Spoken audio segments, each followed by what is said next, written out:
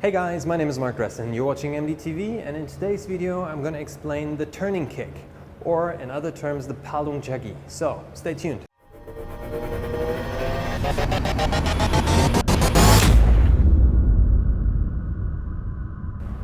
Okay, welcome back. So let's get started straight away. Today I'm going to talk about the turning kick. Now the turning kick, or the Paldung Chagi, is different to the Dollyo Chagi or the Roundhouse kick. These are two things we need to distinct. And they're both sort of starting from the same position, out of a fighting stand position. Now the turning kick, comes up and goes straight into the target, and we sort of kick with the front bit of our foot, some bit of the lower bit of the shin. Now the Dollyo Chagi, or the Roundhouse kick, is a bit more where you turn your hip in and you come from the side, and you actually you hit with the bottom bit of the not the heel, the toes. Yeah, that's sort of the distinction between a turning kick and a roundhouse kick. Okay, so let's break it down one more time. We start in a fighting stand position, and contrary to most of the belief is, it's not the knee which moves first in a turning kick. It's not the knee coming up first, and then you turn your hip and then you do the kick. That's not how and what is important in this kick. If you really understand the mechanics of it, and this is important to master this kick properly, is that your hip is the point which will move first before the actual knee will raise. The reason for that is that as you stand from the side, now just have a look on the floor of my foot of the back. I'm standing in the fighting stand position, and now to initiate, to actually lift off my leg from the floor, what needs to happen is I need to push my heel up. As my heel pushes up, the force of pushing up the heel goes into the knee, into my hip. And as that happens, what happens? My hip turns to the front. That's brilliant. Now, if I am able to spot that in my opponent, seeing that his hip turns, I know something is going to come from that side.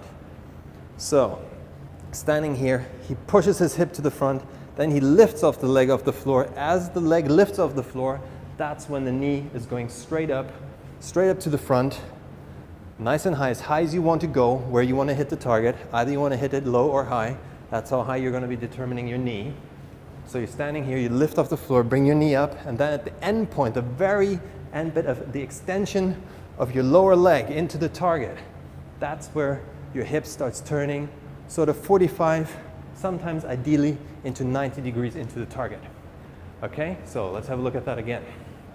So standing in fighting stand position, lifting, so bringing the hip to the front, lifting off the leg to the front, and then it's sort of stretching out into the target.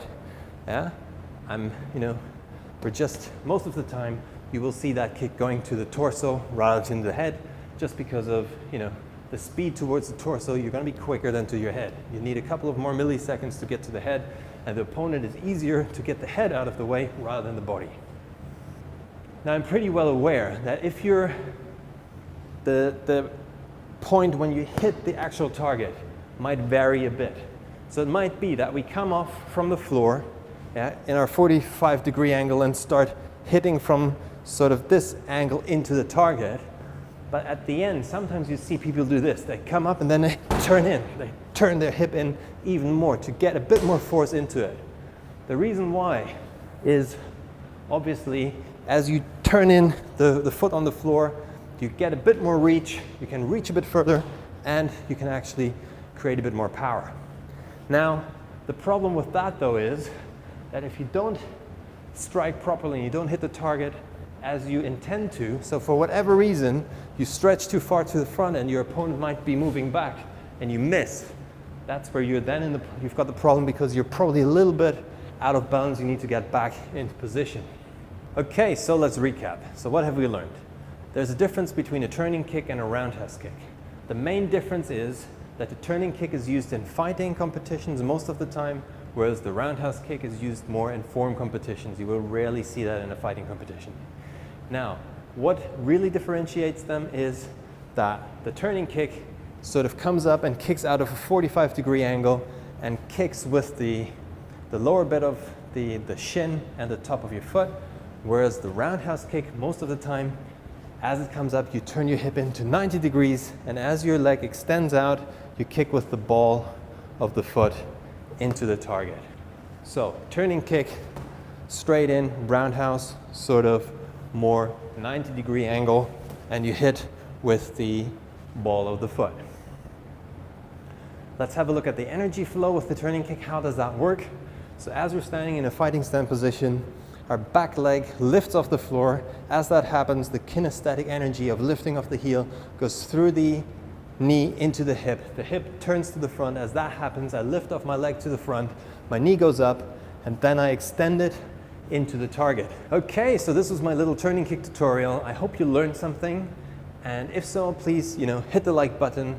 Make sure you leave a comment in the comment box below. Let me know how you get on with that. Maybe you found a different variation or a different sort of way of doing the turning kick. There are infinite ways of doing it. This is just my way of how I teach it to other people, and I hope you benefited from it. Now, don't forget to subscribe to my channel because, you're going to get all this stuff straight into your inbox, and I'm going to be producing probably 1-2 videos a week. So, stay tuned.